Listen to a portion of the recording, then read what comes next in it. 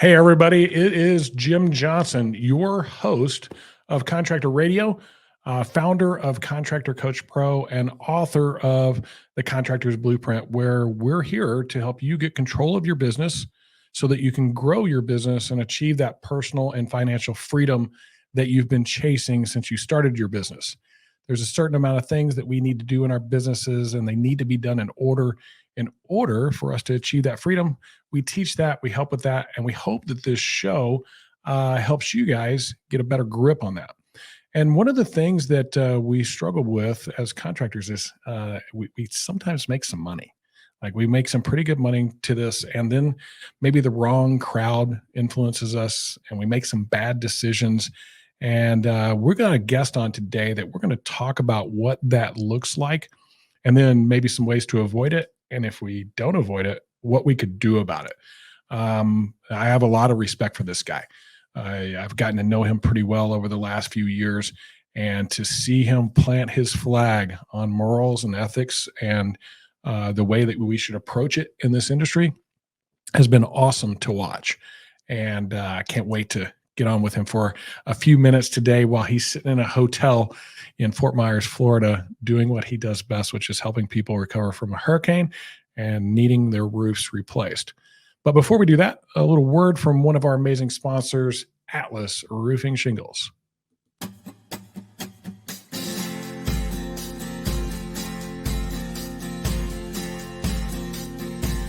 The Atlas Pro Plus Contractor Program is designed to help you build your business. It gives you tools and resources, training, industry insights, bonus structures, technical knowledge, the brand power and science of 3M Scotchgard, and what we think is the best product and warranty in the industry.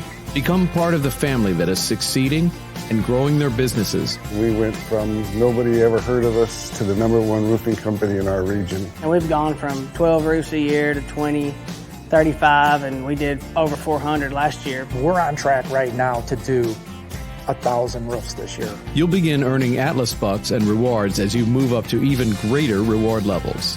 Become an Atlas Pro today.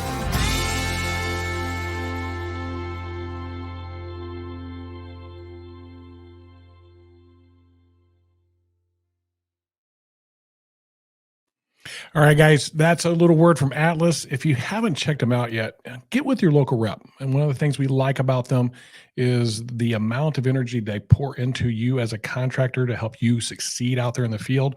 And then also this idea of being able to be a bit unique in your field so that you can separate yourself from the market. Go check out Atlas Roofing Shingles, find your local rep, and let them know you heard about it on Contractor Radio. Now, today, we're going to be talking with a very special guest, a guy that's really like one of the pillars of our industry, as far as I'm concerned. And he is the owner of Northwest Roofing and founder of Roofers in Recovery. Hey, Paul, it's great to have you here with us today on Contractor Radio. You have been a guy that's been an amazing influence today through our industry, through what you've done over your history. You've been in this a long time. How many years have you been in it now? I'm actually celebrating my 30th year in roofing this year. 30 years. Good. You've got me beat. This is my 24th or 25th. I got to go look. It's 25th. This is my 25th year. And there's not too many guys that's got more industry years than I do. So it's going to be awesome to talk to you today. We're going to talk about some kind of tough things, some things that this industry kind of puts us in position where we can make some money sometimes, do pretty well. And when we make that money, we kind of get opened up to all these opportunities and things that go on out there. And if we're running with the wrong crowd or influenced by the wrong people, we may make some bad decisions. And I think that's something that you could give us some insight on, maybe give us some caution on, and then help folks with our podcast today to understand some of those trap doors that are out there in this industry. So could you do me a favor real quick? Just give us a brief history, like how you got into the industry, and then bring us up to speed to where you are today. Great. Yeah. Thank you, Jim.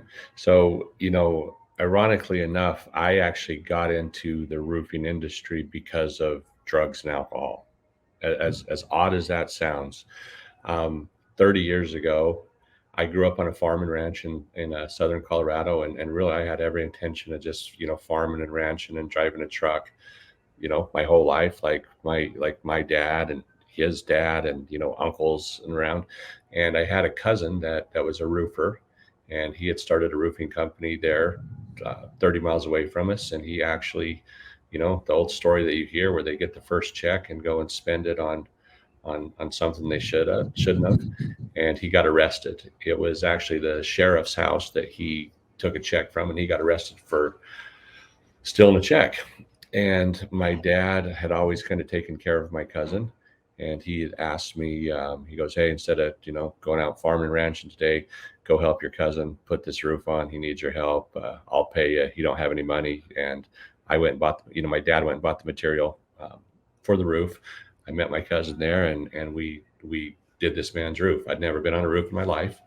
And oddly enough, I loved it. I loved being on a roof. I loved the whole process of tearing it off and then building it back, and, kind of the seeing what you had accomplished in a day, or, I'm sure at that time it was just me and him. So it probably took us a week to do, a 30 square house ourselves. But I loved that process. And to be honest with you, I was sitting up there drinking beer and smoking weed with my cousin. And I was like, man, this is the greatest job in the world. So that was my introduction into roofing. So, How old were you? I was 18. Holy cow. Yeah. And you this is odd. Like, it sounds like manual labor. It's hot and sweaty. It's up on a roof, kind of dangerous. It could be, and you liked it. That's, you don't hear that story very often. That's pretty unique. No, I absolutely loved it. And, I've always taken a lot of pride in, the work that got accomplished that I was part of. I'm kind of that guy that drives around in the neighborhood and goes, I roofed that house. I roofed that house. We did that apartment complex. We did that building. I still do that to this day, but I always have taken a lot of pride in, in my work and our work that the company has done.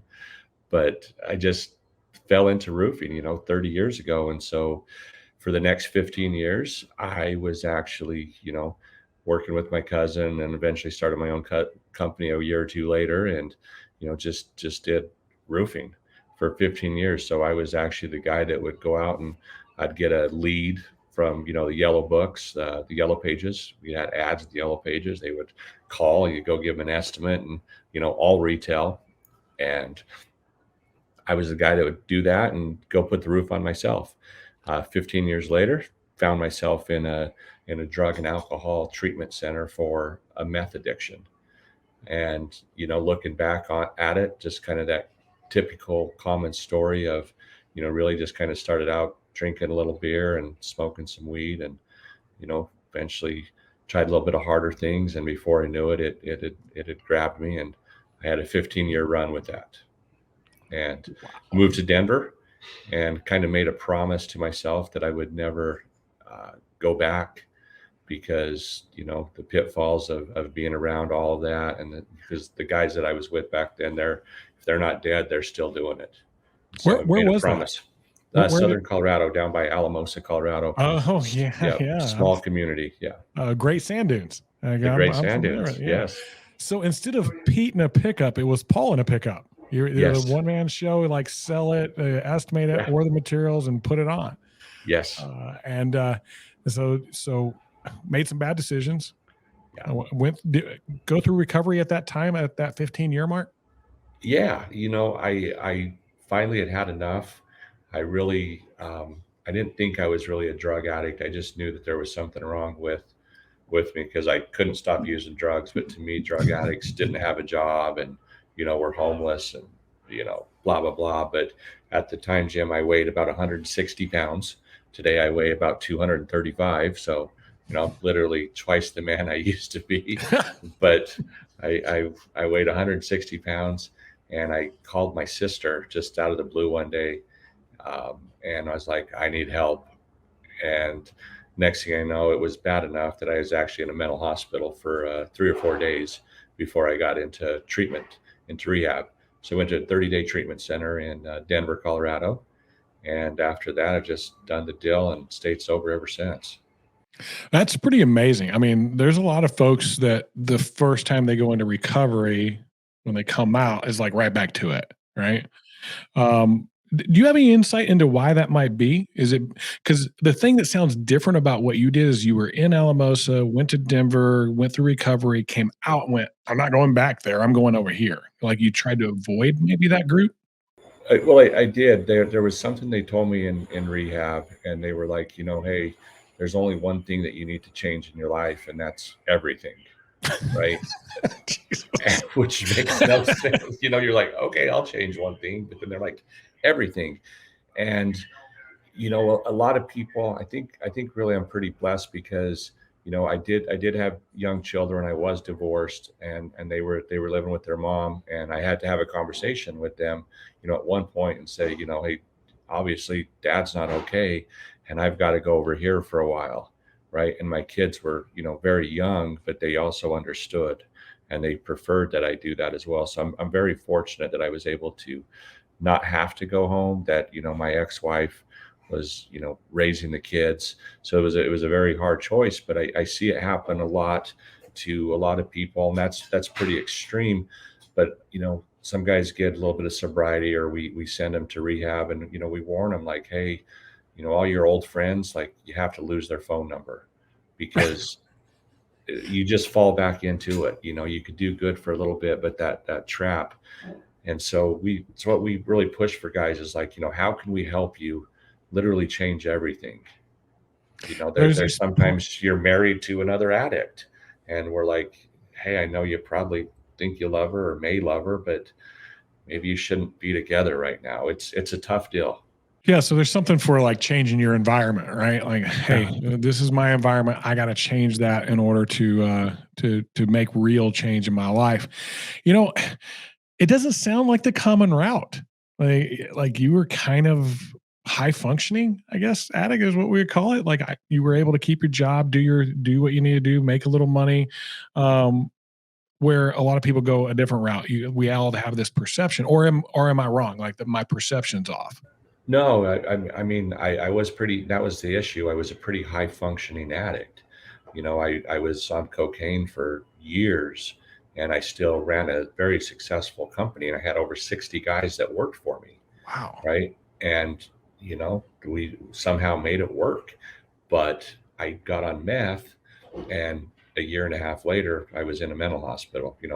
Meth took me down pretty darn quick, but I didn't think I was a drug addict because I was never out begging for $20 of drugs.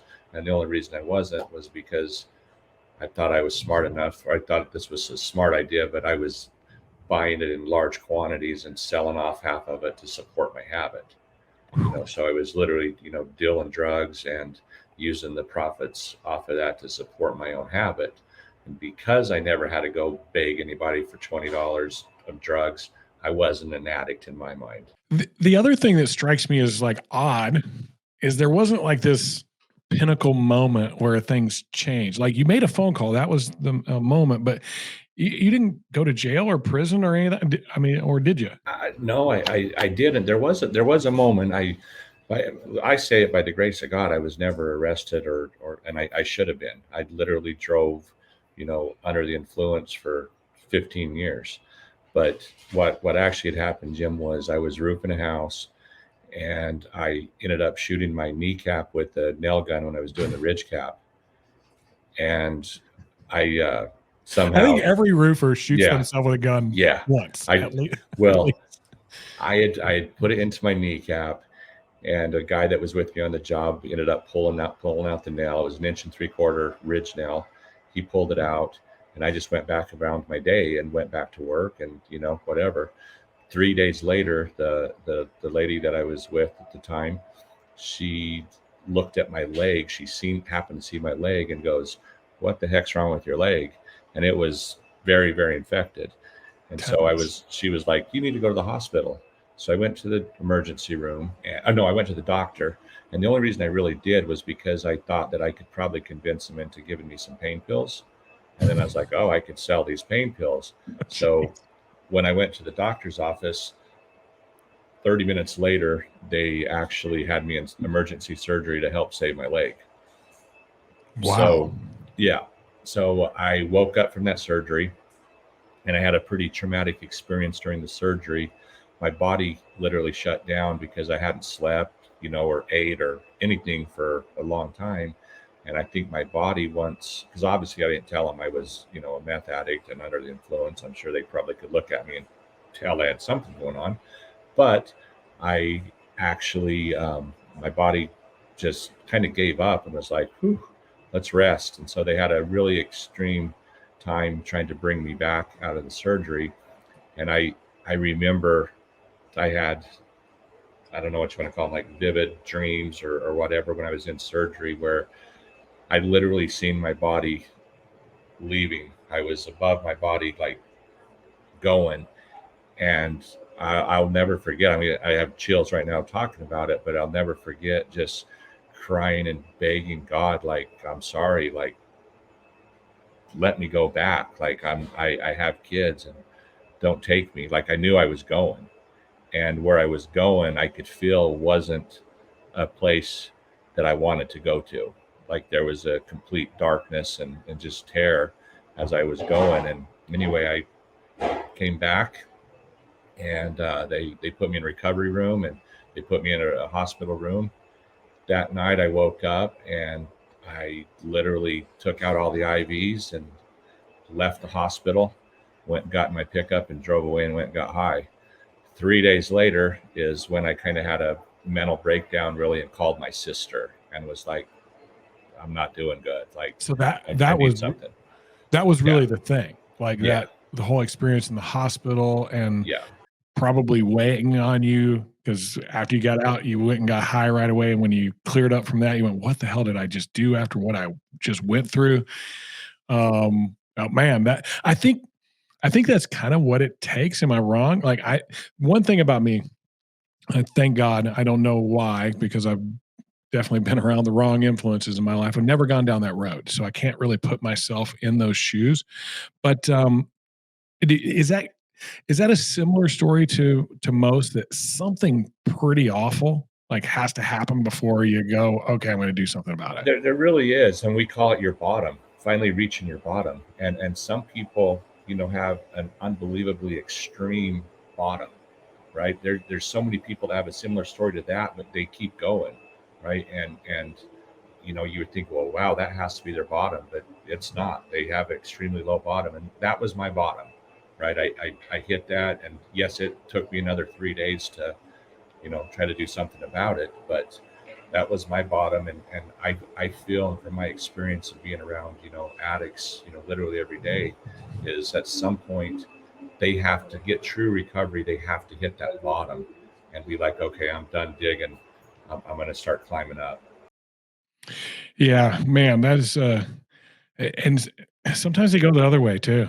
Like, they hit bottom and then they just never come back from. They just stay there.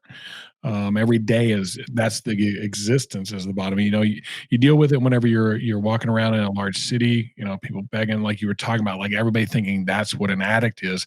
I think that's an addict at the ultimate bottom that probably doesn't have this next step coming for them. Right.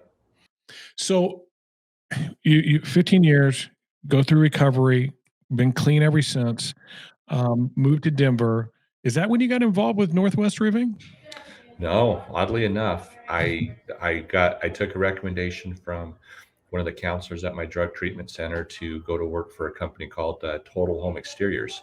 And they were a pretty large company in Denver at the time. They had originated from like Minnesota, I believe.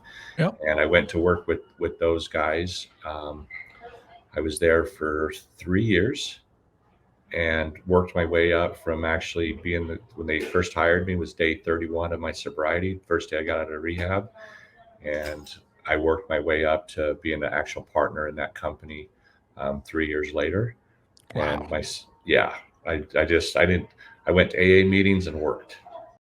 You came into it with some experience too. Like, hey, I built this other big company. Like, I can help here. That's pretty cool. And so just kind of worked my butt off and kept my nose down and went to work. And 3 years later, myself and the gentleman that I was partners with got cross, and we had a pretty bad business breakup.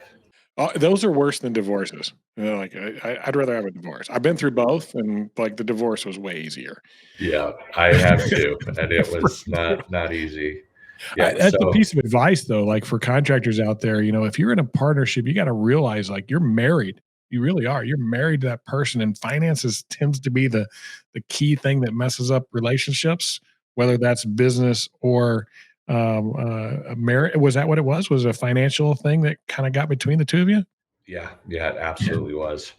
And hindsight, originally I put all the blame on him, right? But in hindsight, it was, it was a mutual thing that we were both, just kind of had our own ideas and different directions, and kind of greed came into place on both of our ends, and you know, Yeah. we split, and it was, pretty devastating, right? Because I'd really climbed the ladder. I had thought, after, my issues with drugs, and next thing I know, I'm like, And I'm going to say it didn't come out your way financially very well.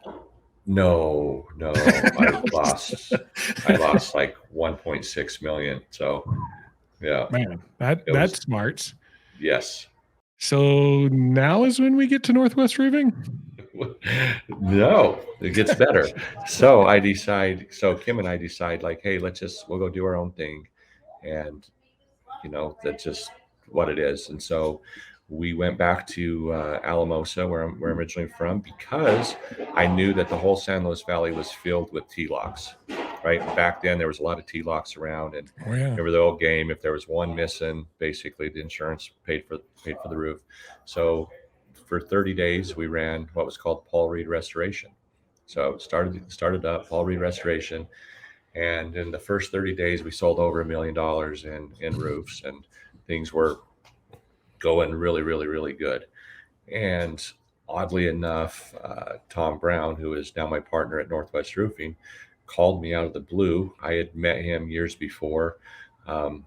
We weren't even friends. I'm going to say we had some dealings with Northwest versus Total Home, and we were kind of back in the day when you kind of had enemies out on the streets. You remember those old games of door knocking.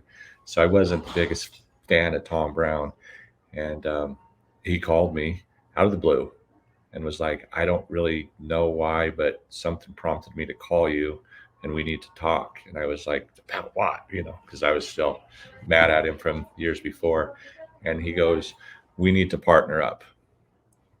And I'm going, dude, I just came out of this bad breakup here, right? I just came out of one bad marriage, and I just lost, millions of dollars here.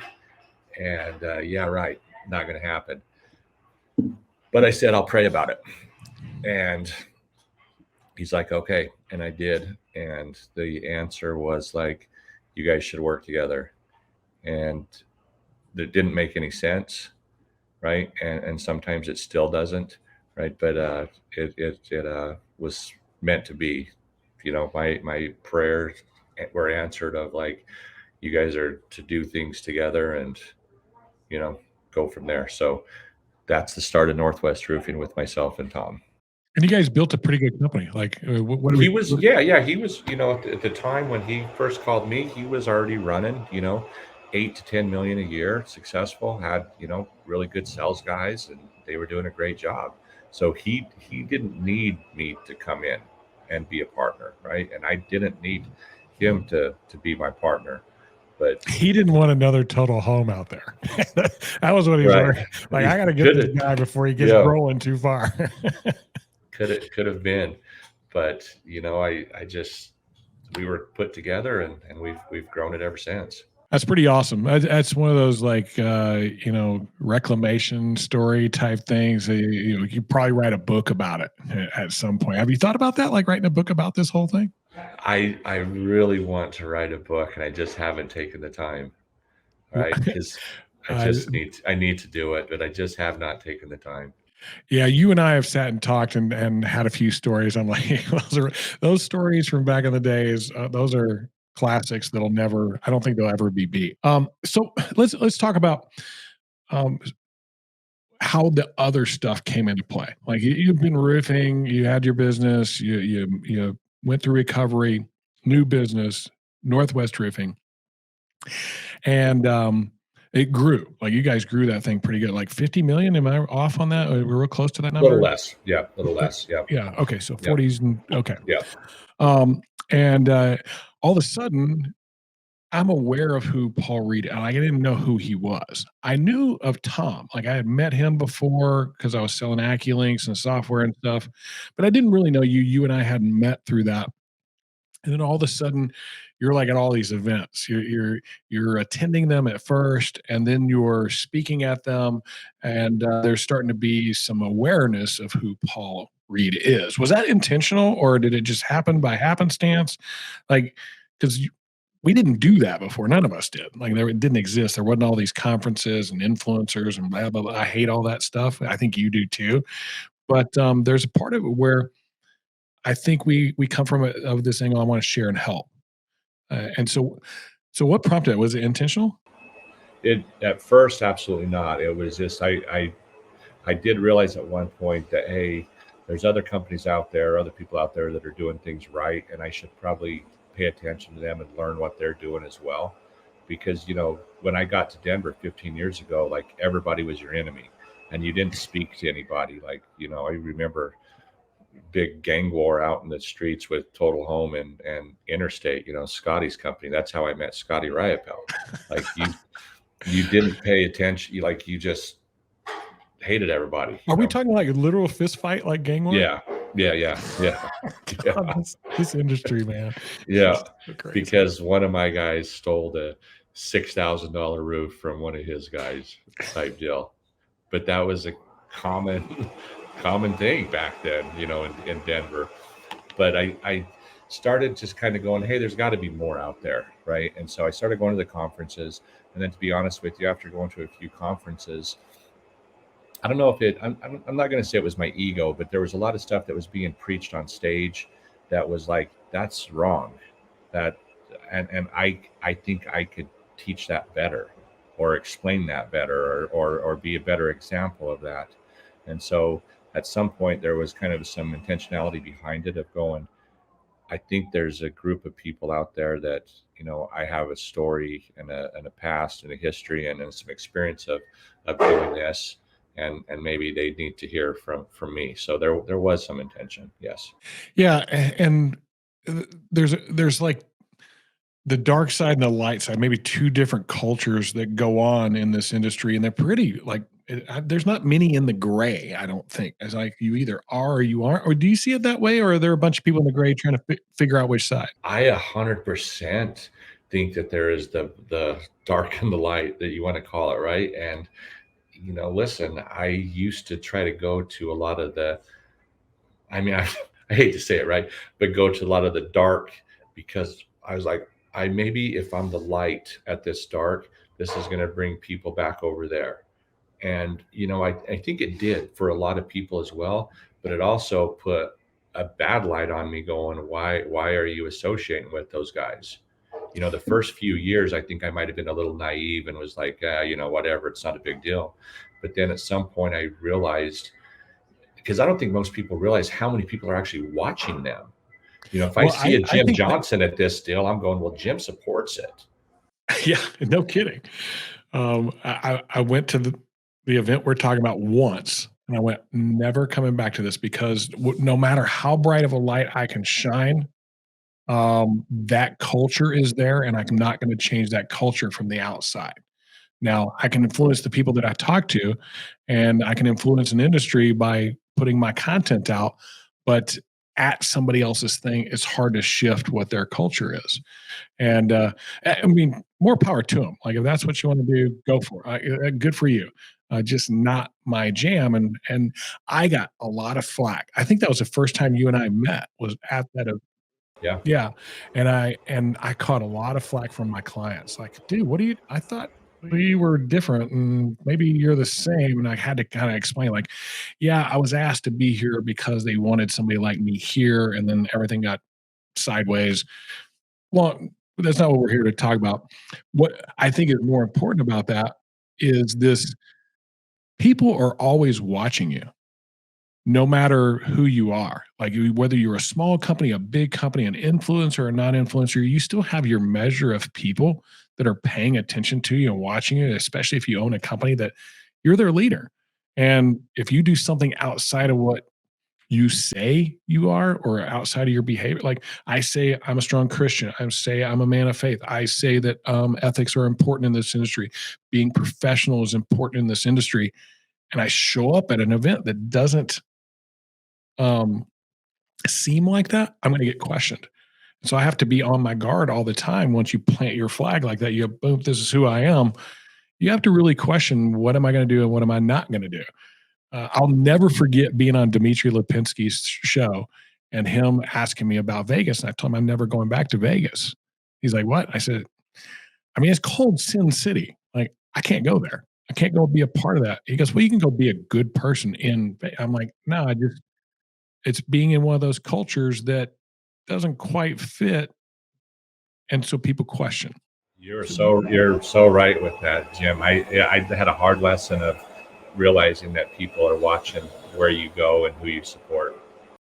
Yeah. So you go to these events, you start to make a bit of a name for yourself. And I noticed right away, like, this dude isn't like the other dudes. Like, he's got some emotional intelligence. He's professional. He knows the industry. Obviously, that's not something I questioned. He's got great leadership skills. And so it was kind of natural that you started to attract people to you because, like I said, we all have our measure. And not to be egotistical, but you're known now, right? Which, were you cool with that or not cool with that? I think when I first realized that I was known, it actually scared me because I was still trying to deal with, just mental stuff, from getting sober. And I kind of had this complex of, I can't remember what they call it scientifically or psychologically, but where I felt like I wasn't enough. Imposter syndrome. Yes, that's it. The imposter syndrome. I was terrified. I would be on stage in front of thousands of people, and I knew someone was going to stand up and say, well, "What are you doing up here?" Like I know who you really are, and I battled that for a long time. And then literally had to work with kind of a mental coach to overcome those things. But I will say this, like, one of my problems that I had as a young man and for a lot of my life was like ego. I was the most cocky, crazy person, but I was also yet the most insecure. So one thing that when I got sober and I learned through AA was I really always had to keep my ego in check. And so there has been times where, people run up and they're like, oh my gosh, I want to meet you. And, you feel like you're freaking Joe Namath, right? Like for a little bit. And then I know you get that too. Like, it's Jim Johnson. And I've always really worked on making sure my ego doesn't allow me to do that, because I have seen other leaders if you want to call them leaders in the industry, where people have approached them and they wouldn't even give them a time of day. And so one thing I've always worked on was going, if someone comes up to me and wants to talk to me and shake my hand and meet me and do whatever, I'm going to be where I'm at. And I'm going to give them 2 minutes all in, right? Because I've seen people do that and it drives me crazy. That's actually something that I really appreciate about you. We lost a really good guy in our industry this last week in a plane. He was like that too. Dustin Biegler. He didn't shy away from you. And I mean, pretty much famous like that guy, right? But he would always take time for you. And that's a really good point for you leaders out there, or people aspiring to lead. When you make it, don't forget where you came from. Like, seriously, keep that humility about you, and people will be more attracted to that than your BS ego that you think you're. The second, we talk about this all the time, Chuck Toki and myself, about sales guys, right? And you could probably attest to this. The second you put yourself on the pedestal, like, I know everything I need to know, and I'm the top dog, you can pretty much guarantee that guy's going downhill. Like, we'll see him later.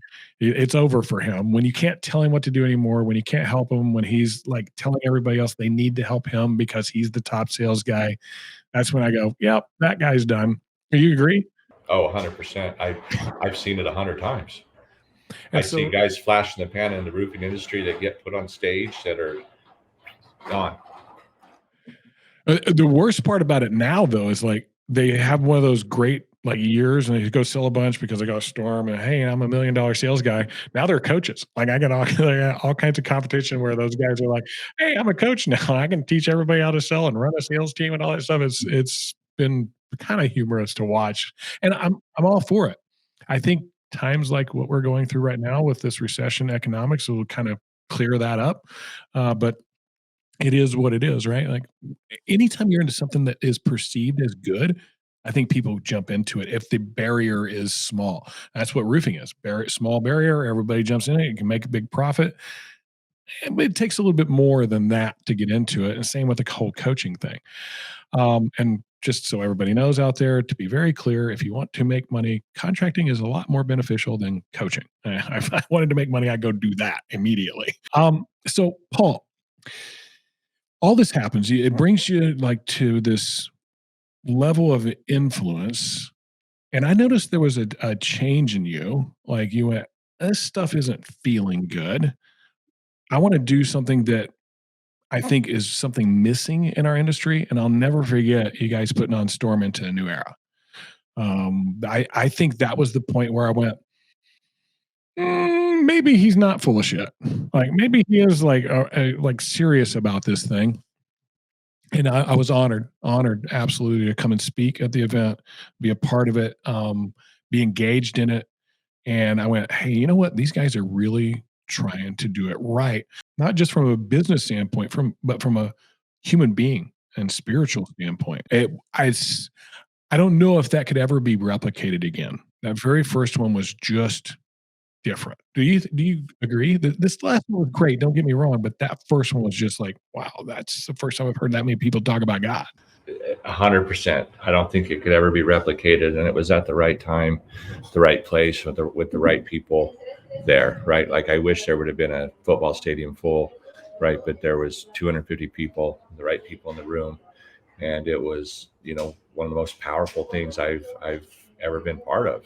And that came directly off of, being at other events, that it was like, there's gotta be other people out there, that have the same ideals and same thoughts and want to do things different.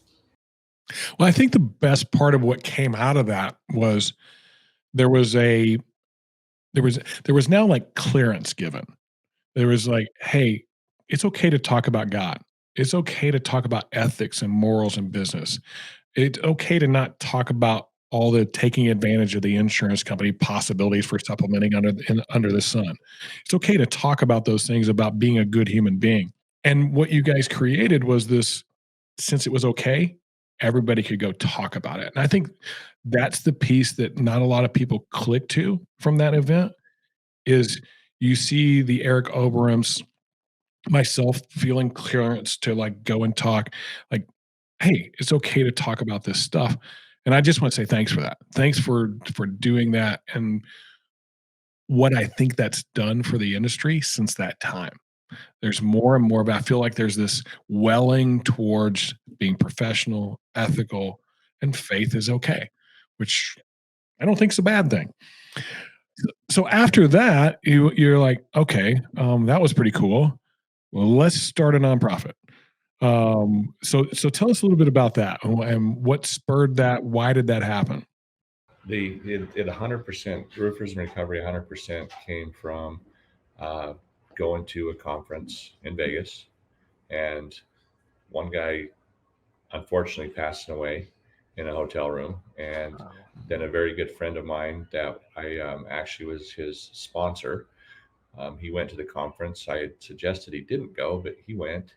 And within an hour, he was drinking and getting high, and he went on a 3-day run and either jumped, fell, or got pushed off of a 40-foot overpass and literally died, I think, 3 times. He was in the hospital, I think, for about 45 days or so. And when we left there, it was like, hey, we need to really kind of give back. And what did that mean? That meant like, okay, there needs to be a place, kind of I hate to use the word, a safe place for people when they go to these events, because you know what are most roofing events? They're pretty alcohol fueled, right? Even the calmer ones, right? There's a lot of booze flowing, and why? You know, manufacturers and suppliers, they provide a lot of booze. You know, it's just kind of part of the business.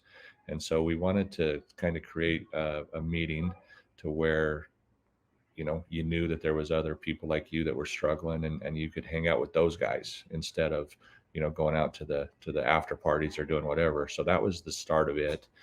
And then from there, it was a phone call. I called Eric one day and was like, hey, I want to start a deal. Let's, I'll put in 10 grand, you put in 10 grand, and let's send somebody to rehab, you know, in the roofing industry. And so that was the start of it. At that time, it wasn't a nonprofit. We just, you know, thought we would have a charity and send some guys. Yeah, the Paul and Eric charity. Yeah. And so very quickly, you know, with obviously with my wife, Kim, we started the Roofers in Recovery and had to get official and hire a lawyer and spend a bunch of money to get qualified and make it a 501c3. And so from there, that was the start of Roofers in Recovery. And the intention of Roofers in Recovery is to, you know, have a group in our industry that, you know, it's okay to be sober. It's okay if you're having an issue, like, hey, we're here to help. And so what we do now is we get notified either by the owner or a boss or a friend or a spouse that, hey, this person is struggling. And we get on a call with them and kind of interview them and kind of go through a few processes. And if they qualify, which, you know, most of them can or will, we send them to a 30-day in-treatment center that we pay for 100%. And from there, we kind of try to mentor them and sponsor them and get them involved in our Roofers in Recovery group. Keep them on the straight and narrow. Like the 30 days is great to get them. What's the right word for that? Is it just to get them clean? It really is because, to be honest with you, the first 20 days you're kind of recovering. You know, you're getting some sleep and some food and getting your mind right. And, you know, day 31 is really when it starts. Yeah. Day 31. I'm day out 30 now. is What's my a next good start. decision? Yeah. Yes. And a lot of people make poor decisions. So Roofers in Recovery really is the outlet to hopefully keep those decisions on the straight and narrow. Is that a fair way of understanding it? It really is, because we all kind of look for commonalities, right? Like, we don't want to feel alone. Like, none of us want to feel alone. And the cool thing about Roofers in Recovery is, you know, we all have like trigger points. You know, how many times does someone get upset because, well, this homeowner is mad because the drip edge color is wrong and she won't pay the last $1,800 check. And so you go get drunk or high, right? But go tell that to a normal person and they're like, it's not a big deal, you know, whatever. But because we all have like these experiences, we're in the same business, we have the same issues. Mrs. Smith is mad at us for this, and this guy did that, and, you know, the crew caused a leak and blah, blah, blah. And so it's just like we're a group of, you know, common-minded people that are searching for, you know, recovery and to stay, you know, clean and sober. Yeah, it's been awesome to watch. We've been fortunate and honored to help with that as much as we can, whether it's you know, straight up giving, helping you guys promote something that you're about. And last year, you guys came up with this idea of National Roofers Day. Yeah. And I was like, oh, what's that? Like, tell me more. That sounds cool. Do all the employees of the roofer like celebrate the owner? Is that the deal? Like, we're gonna have like Boss's Day, but it's Roofer Day, or do we go celebrate the guys doing the actual work? Like, go celebrate the crew? I was super excited, and then I was like, no, we're gonna take all your profit from one job, right? On a specific day, we're gonna take all those profits and we're gonna help a bunch of people recover. I went, yeah. I'm in. What do we got to do to help promote this thing? Yep. You guys were awesome last year. Thank you so much. Where'd you guys come up with that idea? I do not remember. We were talking about, you know, fundraisers because, you know, we are a nonprofit. So we rely on, you know, obviously a lot of our own individual money, but, you know, from, you know, getting donations from people in the industry. And we were really kind of considering like, how can we get our message out there a lot more? How can we, so this goes all across America. So everyone in America knows, number one, how do we get it out? Number two is how do we, raise money?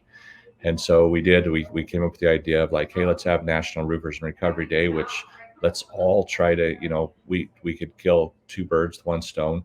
We could promote it because it's going to be all over social media of different people building roofs. We had a few companies, they were able to get their news channel out and do like feature article in the 5 o'clock news about Roofers and Recovery Day. And then, obviously it's our biggest fundraiser of the year. Yeah, I would imagine. So did it turn out well? I didn't get like the report afterwards. The goal, I think, was to do 100 roofs. Was that the way it was, or? Yeah. I mean, and to be honest with you, it got about probably 30% of the participation of the guys that originally signed up.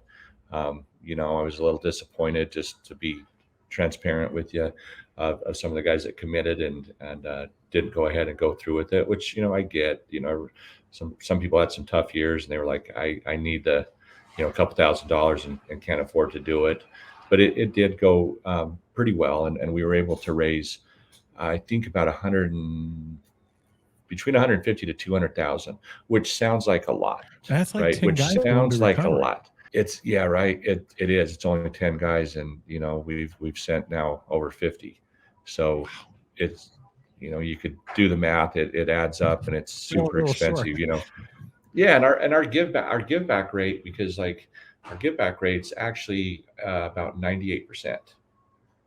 We got a little bit of admin cost and website and that type of stuff, but as far as a nonprofit, a lot of nonprofits are only 50, 60, 70% give back, and we're 98%. So it's one of the reasons why I'm so supportive. I always look at that stuff wherever I'm giving of charity and stuff, like what's the give back rate.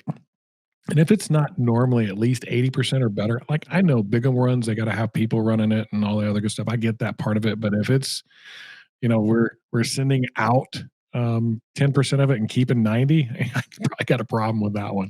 absolutely. It's not exactly what the intent was. So first off, whatever you, any way that you feel like we could be of assistance to hold people's feet to the fire and actually get that thing done, I'm willing. Okay. Like I'll throw it out there. I'll make everybody look bad if I have to. Like if you give your word on something, do something regardless. Right. I do want to throw something out there too. This is just spur of the moment. I wasn't going to do this. I wasn't planned or anything like that. I'm sitting here going, hey, we did something like this in the past. I want to do it again. Everybody that comes to our Top Rep event that uses this code that I'm about to give, which is RIR 200. So let's save $200 off of Top Rep, sending their sales guys to it. We'll give another $100 to Roofers in Recovery. So, we get quite a few people. I'm going to put that out there. It'll be in the show notes today. I'll put out a post about it today. If you want to share that, everything that comes off of that, we'll throw $100 at that. And then, we want to be a participate on, it is June 2nd, National Roofer Day this year, right? June 2nd, Friday. Yep. Well, our participation won't be like a roofers, I don't think. I know you guys do pretty well, but we'll take the profits for a day. All right, we'll take a profits for a day, not just a client, but a day, and say, hey, let's put that towards Roofers in Recovery. Wow, thank you. So we'll be part of that. We're not even a roofer, but we do help in this industry, and I think industry partners should be up for this. Like the healthier and better we can make the human beings, the more that they're going to be companies that we want to work with. So I'm good with that one. Now, the last thing, I know I've kept you for a while here, and I don't want to take your whole day, but you didn't have enough to do already. Right? Like, I got this roofing business. I got Storming in the New Era when we're doing that. We gotta go to Florida and help with this hurricane, and we got this Roofers in Recovery thing, and then we got National Roofers Day. And hey, you know what? While we're at it, let's go and share with us, Paul, what that is. So we are so blessed and fortunate to be able to announce this, but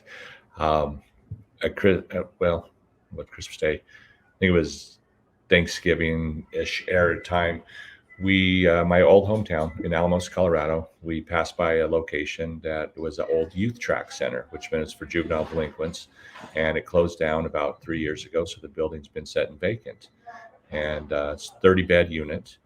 And it just really kind of got put on us. That would be an ideal location for a rehab. So we actually went through the whole process and met with the county commissioners, all 7 counties in the San Luis Valley. And we are pleased to announce as of January 18th, which I guess is tomorrow. I was going to say, isn't that tomorrow? Yeah, that is tomorrow. We are closing on the purchase of our own facility to start our own rehab center. So you close tomorrow, sign the paperwork, you get a key, right? Yes. And we got to do, I would imagine, that place like pristine castle and the whole bit is beautiful. It's okay. It's got a gel vibe to it, and so our intention is to we're going to have about $250,000 to $300,000 in remodel. We really want it to be a nice, state of the art, top line facility. We partnered with a lot of great people across the country to for our curriculum and different things that we need for it. But we are super blessed to be able to open this facility. One thing that will really help us is we'll be able to control our costs a little bit more. And so instead of spending $15,000 to send a person to the rehabs that we're currently doing, which by the way, may sound like a lot to a lot of people, but that's cheap. Yeah, it's pretty cheap. I promise you, if you've ever looked for a rehab, they're a lot more than 15. But we really think we're going to be able to, according to our business plan and model, we're going to be able to control that cost and really get people in at a smoking deal and just be able to serve a lot more people across the country. That's super cool. And when I heard the name, like this, you guys put this out last week or the week before. I think it was the week before. And you had like a picture and there was an announcement of it. I think Kimberly had put it on her stuff. And I immediately like sent a message. I got to get you guys on. I want to help with this. I want to bring awareness to this. I want people to understand that this is something that's important in our industry, especially in an industry with easy entry, right? It's just what happens in our world. When you put easy entry with lots of money, bad things happen. And for you guys to do what you're doing to help resolve some of those bad things, it's just awesome. I wish there was more of this going on in our world. It's that hope that it gives me that, okay, human beings aren't there. It's not the end yet. It might be coming, but it's not yet. Like, we got good people on this planet still. So January 18th, you close. What's the expected, hey, we'll have things in a place where we could start bringing people in. Any idea yet? Yeah, we're looking Q3 this year. And we should be up and running and fully functional and staffed. And, we're also. Have you guys thought about reaching out to some of these mission groups and having them come help do maybe some painting and that kind of stuff to get it up to snuff? We have not. That's actually a great idea to be able to do. We were going to present it to kind of the community, and we're getting a lot of good feedback from them. Good. So, but we're hoping for that. But some of those mission groups, I think, would be a good source as well. Yeah, if you need to get in touch with any of those folks, let me know. I know some people, yeah. and I want to come there and help too. I would love to come and help out for a week, get some stuff done. We're super excited and just fortunate that we're able to do this. It's a lot of work and it's a lot of money, and we just know it's the right thing to do. That's cool. So I like the name, and I think the name was probably the name because giving us some hope in the San Luis Valley. Is that right? Yeah, hope in the San Luis Valley. Yes. There's an alternative to that though. You're at the bottom of that valley right now. Things are as bad as they possibly can be. This is a place where you can come and find some hope and maybe climb out of that valley of desperation. I love how that name kind of fit what folks were going through. Was there any thought about that at all whenever you guys put it together? It was, man, because when I was getting sober, I literally had zero hope, right, in life. And at some point, I just had a little bit of hope that maybe tomorrow will be a little bit better, right? And so hope has been a huge word for me in my life, just to hang on to a little bit of hope. Like that's what got me through so many days was just the hope of whatever. And I think it was so important just for people to kind of understand what that word really means and what it does. I mean, there's so many people struggling in life, and they feel like they have no hope. But sometimes when someone's able just to give them a little gleaming of something, right, they're able to grasp a hold of that and change their entire trajectory in life. I mean, you have to think about what we're doing right now. We're affecting generations. Yeah. Like I mean, you're changing the possible outcome down the line for, like you said, generations, for forever, hopefully. And we're trying to break generational curses. Yeah, there's a lot of that out there. There really is. And when you're able to do that, my goodness, think of the people that you can affect. It's just not about the one guy. I've seen so many guys in roofers in recovery. My all-time favorite story was this one guy, like he was struggling and he went to rehab and he's clean and sober today. And when I see his wife on Facebook, she's smiling and her kids are smiling. Like that's it's like why we do this. Like, and it completely changed these guys' trajectory. I mean, I don't know all the details, but I mean, their marriage was that great at the time. Yeah, he's probably on a path to a broken home, divorce, kids trying to be back and forth, seeing their dad go through stuff like that, and thinking that was normal. So, yeah, man, that's powerful. It is just so powerful what you guys are about and what you're doing. I love your focus on it. I love the team working together on it. And we want to help. We want to help get that message out there. So keep us up to date. We'll Absolutely. We'll make posts out in our world as well. We want to keep this front and center. I don't want it to be one of those things is like, hey, there's a bunch of noise about it and then it goes away. Consistency wins. And so we want to try and help you make it that way. Paul, if somebody wanted to give to Roofers in Recovery, so we're getting guys into recovery, we've got a building that we need to invest some money in, what would they do? How would they go about doing that? So a couple ways. One, they could obviously call me at any time. But secondly, and the quickest, easiest way is to get on roofersinrecovery.org, O-R-G. And there's a donate now button, but roofersinrecovery.org. All right. So we got roofersinrecovery.org. Now, I'm one of the 200 contractors that's going to give the profits on National Roofing Day to Roofers in Recovery. Like, let's go for it. Let's go hard at this. How do I get signed up for that? So within a couple of weeks, we'll have a link on our website. We're starting that process now, that you'll be able to click on that and join it from there. Also, at a few of the different events that are coming up, there'll be some sign-up sheets. I believe at April Hall's event that it's coming up, we're going to have that. At Randy Brothers' event, we're going to have a sign-up sheet as well. But there'll be different sign-up sheets at different roofing events, or just call myself or Eric or Kim. Yeah, don't put your name on there and don't fill out a form if you're not going to hold on to your word. Just don't do it. It's a waste of everybody's time and effort and energy. You feel the need. God's talking to you saying, hey, you know what? I should maybe give back to this industry that's been very good to me. Might be a great way to do it, to serve another human being. And Paul, it's tax deductible. Yeah, it's time. Like, that's the thing too. We actually have it budgeted in what we do, like our charitable giving, and we're trying to up that every year. And Roofers in Recovery is on our list. We got several things that we're about, but you guys are definitely on our list, and we want to help and serve this industry because it's been pretty doggone good to us over the years. That's right. Hey, man, I know you're sitting there in a Marriott lobby dealing with vacuum cleaners and people talking. I really appreciate your patience. I know the listeners don't care one bit what that looks like because they got a little bit of time with Paul today.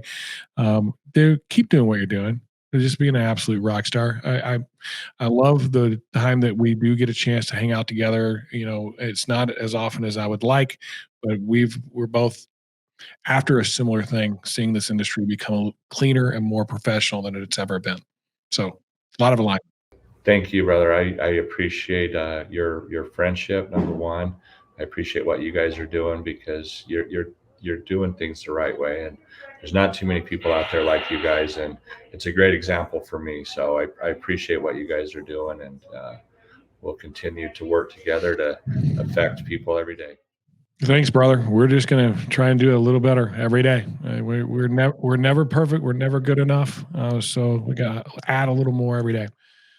Hopefully we did that today with you on the show. Thanks for being on Contractor Radio. And I'll let you get on to helping and serving more people there in Fort Myers. All right, brother. Roofersrecovery.org. That's Paul Reed, president and founder of Roofers in Recovery. Dude, absolute rockstar. Appreciate it. We'll talk to you later. Talk to you soon. All right. Bye. Bye. So, guys, that was Paul Reed. If you don't have a chance to meet the guy and haven't had that opportunity, reach out on Facebook. Like, he'll friend you. You follow him on Facebook. The guy is spreading positivity in a world that has a lot of negativity, and that's the type of people we need to surround ourselves with. We need to be constantly vigilant on what is coming in to our world, because whatever comes into our world is what's going to go out of our world. If you need help with your contracting business, reach out to us. It doesn't cost anything. Go to our website, ContractorCoachPRO.com. Fill out the contractor assessment link. We'll get a copy of that. And when we do, you're going to get an invite right back to you with a link to our calendar for a real coaching session, not a sales pitch. We're going to look at that assessment and say, hey, based on this, these 2 or 3 areas are the areas that you could work on to get more control of your business so it can grow and allow you to get that personal and financial freedom you were chasing when you started it.